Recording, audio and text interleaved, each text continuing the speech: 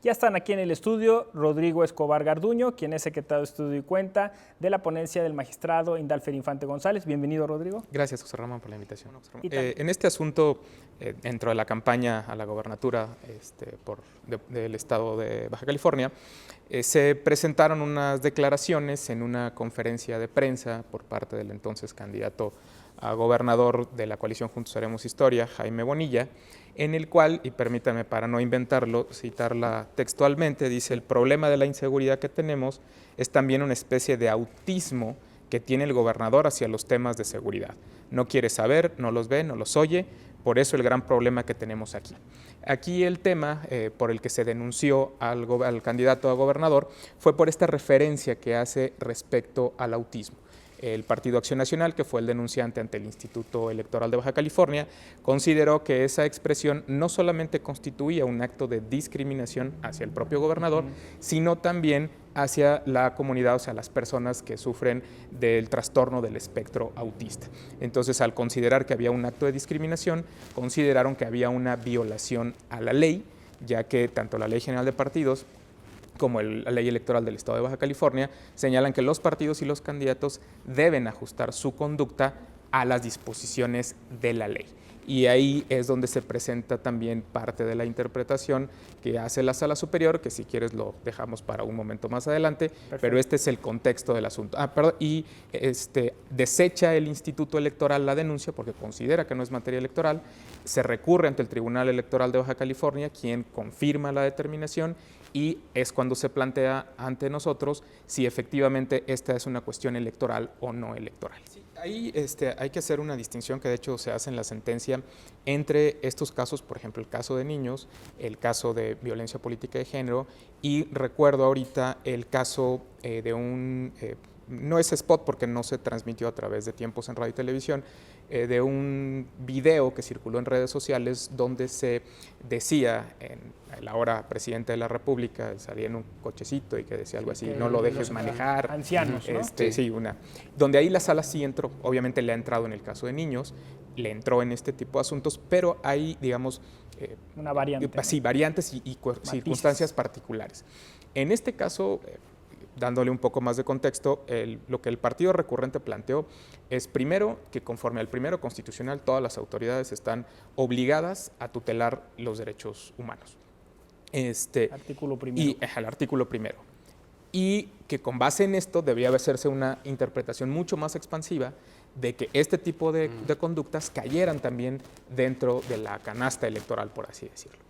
Lo que en el proyecto, bueno, en la sentencia que se aprobó finalmente se razona es, ojo, sí, el primero constitucional dice eso, pero hay una frase en medio que dice en el ámbito de sus competencias. O sea, no es que cualquier autoridad conozca de cualquier ámbito y no importa si yo soy un juez civil, me meto a lo penal, so pretexto de tutelar derechos, ¿no? Porque hay un orden.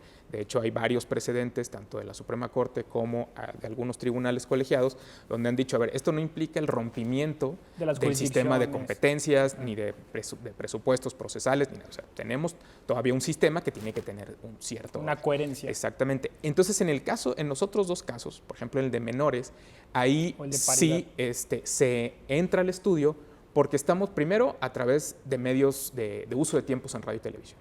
Entonces ahí la infracción es por el uso indebido de tiempos en radio y televisión, además de que obviamente hay una tutela reforzada a favor de los menores.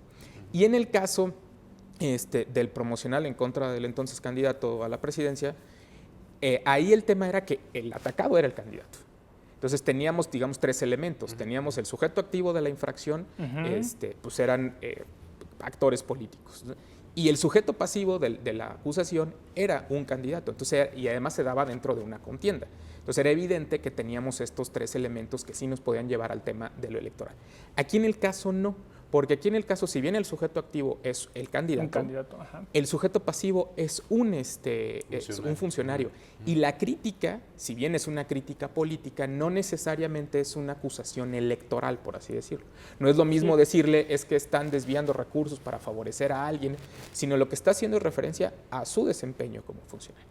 Y tampoco se desconoce que existe un marco competencial y específico a través del cual se le puede dar cauce a este tipo de afirmación. Bueno, sí, pues se propuso así y así se aprobó. Entonces, ¿Qué puedo decir? ¿qué Yo podemos trabajo ahí, decir? ¿no? Efectivamente. Sí, claro, la Sala Superior, Tribunal Electoral, en sus 5 salas, las 6 regionales y la Sala Superior, siempre ha marcado una tendencia a maximizar el derecho a la libertad de expresión. Y no solamente la Sala, sino la Suprema Corte, la Corte Interamericana.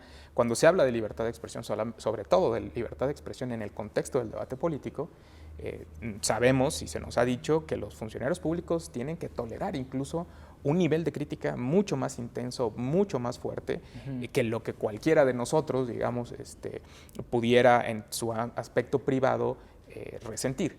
Sin embargo, esto no implica, digamos, aquí el problema no es la crítica hacia el funcionario, sino que se utilicen ciertos estereotipos, ¿no? Porque aquí, digamos, el contexto era, las personas autistas tienen una cierta característica, o sea, se vuelve peyorativo el hacer referencia, ¿no?, a un déficit, ¿sí?, a una condición particular, se vuelve un lenguaje peyorativo. Como bien lo señalaba el doctor, podemos quitar la palabra autista y le ponemos incompetente y entonces no pasa nada.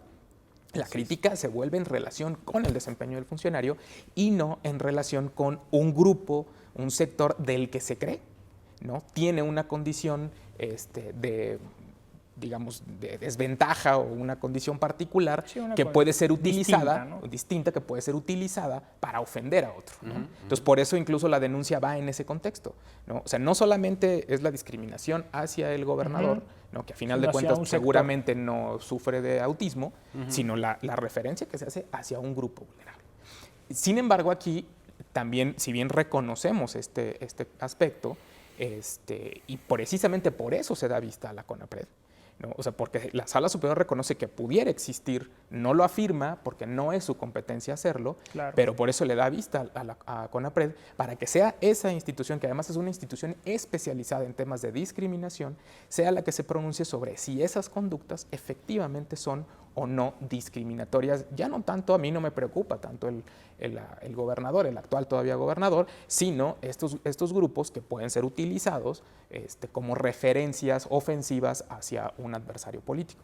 Y una de las cuestiones o uno de los análisis de los que parte el proyecto, la sentencia, es que uno se queda con la idea del proyecto, de la sentencia es, además del análisis del artículo primero, una serie de disposiciones que hay tanto en la Ley General de Partidos como en la Ley Electoral de Baja California, cuando dicen los partidos y los candidatos están obligados a ajustar su conducta a las disposiciones de la ley. Entonces pareciera, como lo entendió el recurrente, es, bueno, a cualquier ley. Ahí lo dice. Entonces, cuando se hace una revisión, sin ser una interpretación formalista, nos damos cuenta que se dice cumplir con las normas aplicables a la materia electoral. O las normas de esta ley, o las normas relacionadas. O sea, hay un contexto en el que esos tipos administrativos lo que se refieren es a las disposiciones de la materia electoral. O sea, no le podemos meter... a cualquier ley. No a cualquier ley, porque entonces resulta que el candidato se pasa un alto, ¿sí?, lo infraccionan, y eso también es una violación a una ley. Y entonces es materia electoral, o no pagó impuestos el candidato o el propio partido político, está violando la ley, porque violó aquella ley, también viola la ley electoral. Entonces también es importante entonces, en ese sentido. Es importante centrar también la cuestión, la materia, es decir, a ver, ¿cuál es la esencia de lo electoral? No es omnicomprensivo, sino tenemos un margen y un marco en el que tenemos que actuar y en el que tenemos que ceñirnos, con independencia de que consideremos que alguna conducta pues, es reprochable, pero no necesariamente es reprochable en el ámbito electoral.